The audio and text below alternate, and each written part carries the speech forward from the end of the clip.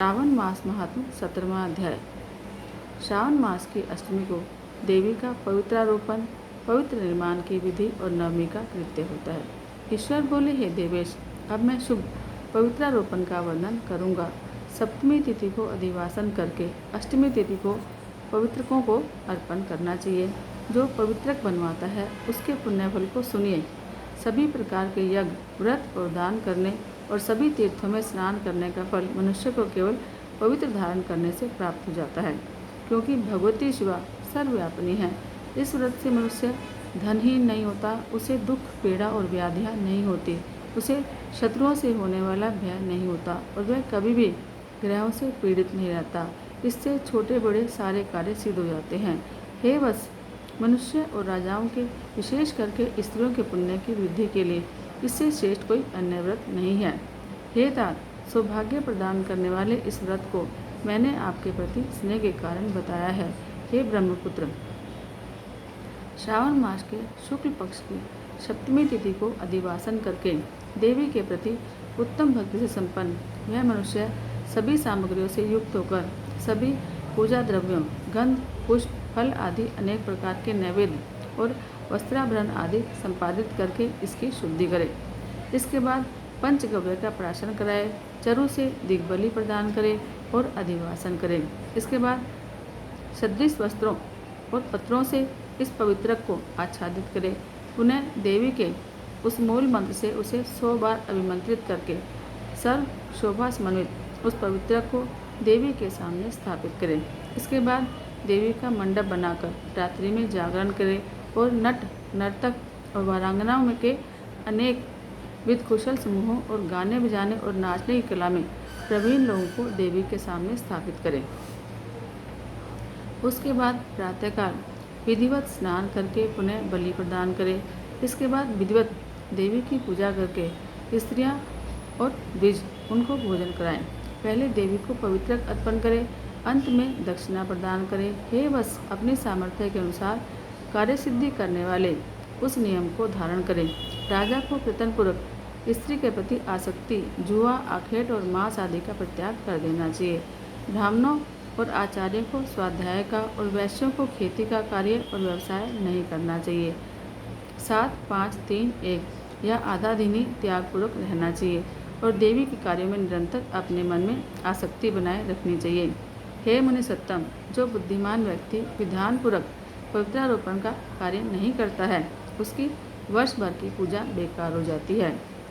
अतः मनुष्य को चाहिए कि देवी प्रायण और भक्ति से संपन्न होकर प्रत्येक वर्ष शुभ पवित्रारोपण अवश्य करें। कर्क और सिंह राशि में सूर्य के प्रवेश करने पर शुक्ल पक्ष की अष्टमी तिथि को देवी को पवित्रक अर्पण करना चाहिए। हे सनत कुमार, इसके ना करने से दोष होता है, इसे नित्य करना बताया गया है। सनत कुमार बोले, हे देवदेव, हे महादेव, हे स्वामी, आपने जिस पवित्रक का कथन किया वह कैसे बनाया जाना चाहिए, उसकी संपूर्ण विधि बताओ। ईश्वर बोले, हे सनत कुमार, स्वर्ण, ताम्र, चांदी, रेशमी बत से निकाले गए कुश, कांच के और ब्राह्मणी के द्वारा काटे गए कपास के सूत को तिगुना करके फिर उसका तिगुना करके पवित्रक बनाना चाहिए। उसमें 308 तारों का पवित्रक उत्तम और 270 तारों का पवित्रक मध्यम माना गया है। 180 तारों वाले पवित्रक को कनिष्ठ जानना चाहिए। इसी प्रकार 100 ग्रंथि का पवित्रक उत्तम, 50 ग्रंथि का पवित्रक मध्यम और 26 ग्रंथि का सुंदर पवित्रक कनिष्ठ होता है, अथवा 6, 3, 4, 2, 12, 24, 10 अथवा 8 ग्रंथि वाला पवित्रक बनाना चाहिए, अथवा 108 ग्रंथि का पवित्रक उत्तम और 54 ग्रंथि का मध्यम और 27 ग्रंथि का कनिष्ठ होता है। प्रतिमा के घुटने तक का लंबा पवित्रक उत्तम, जंघा तक लंबा पवित्रक मध्यम और नाभि तक का पवित्रक अधम कहा गया है। पवित्रक की सभी शुभ ग्रंथियों को कुमकुम से रंग देना चाहिए। इसके बाद अपने सामने शुभ सर्वतोभद्र मंडल पर देवी का पूजन करके कलश के ऊपर बांस के पात्र में पवित्र को रखें। 3-3 तार वाले पवित्रक में ब्रह्मा, विष्णु और शिव का आह्वान करके स्थापित करें। उसके बाद का सुनिए। 9 तार के पवित्र में ओंकार, सोम, अग्नि, ब्रह्मा, समस्त नागों, चंद्रमा, सूर्य, शिव और विश्व देवों की स्थापना करें। हे सनत कुमार, अब मैं ग्रंथों में स्थापित किए जाने वाले देवताओं का वर्णन करूँगा। क्रिया, पौरुषी, वीरा, विजया, अपराजिता, मनोन्मणि, जाया, भद्रा, मुक्ति और ईशा ये देवियाँ हैं। इनके नामों के पूर्व में प्रणव और अंत में नमा लगाकर ग्रंथीय संख्या के अनुसार क्रमशः आह्वान करके चंदन आदि से इनकी पूजा करनी चाहिए। इसके बाद प्रणव से अभिमंत्रित करके देवी को धूप अर्पण करना चाहिए।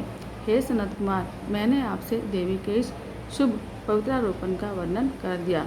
इसी प्रकार अन्य देवताओं का भी पवित्रारोपण प्रतिपदा आदि तिथियों में करना चाहिए। मैं उन देवताओं को आपको बताता हूँ। कुबेर, लक्ष्मी, गौरी, गणेश, चंद्रमा, बृहस्पति, सूर्य, चंडिका, अम्बा, वासुकी, ऋषिगण, चक्रपाणि, अनंत, शिवजी, ब्रह्मा और पितर। इन देवताओं की पूजा प्रतिपदा आदि तिथियों में करनी चाहिए। यह मुख्य देवता का पवित्रारोपण है। उसके अंग देवता का पवित्रक 3 सूत्रों का होना चाहिए। ईश्वर बोले, हे विप्रेंद्र, अब मैं श्रावण मास के दोनों पक्षों की नवमी तिथियों के करने कृत्य को बताऊंगा। इस दिन कुमारी नामक दुर्गा की यथाविधि पूजा करनी चाहिए। दोनों पक्षों की नवमी के दिन नख व्रत करें और उसमें दुग्ध और मधु का आहार ग्रहण करें और उपवास करें। उस दिन कुमारी नामक उन पापनाशिनी दुर्गा चंडिका की चांदी की मूर्ति बनाकर भक्तिपूर्वक सदा उनका अर्चन करें।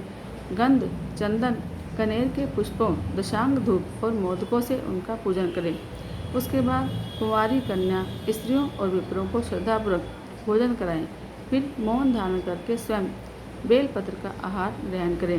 इस प्रकार जो मनुष्य अत्यंत श्रद्धा के साथ दुर्गा जी की पूजा करता है, वह उस परम साधन को जाता है, परम स्थान को जाता है जहाँ देव बृहस्पति विद्यमान है। हे विधि नंदन, यह मैंने आपसे नवमी तिथि का कृत्य कह दिया। यह मनुष्यों के सभी पापों का नाश करने वाला, सभी संप्रदाय प्रदान करने वाला, पुत्र पौत्र आदि उत्पन्न करने वाला और अंत में उन्हें उत्तम गति प्रदान करने वाला होता है। इति श्री श्रावण मास महात्म्य 17वां अध्याय। हर हर महादेव।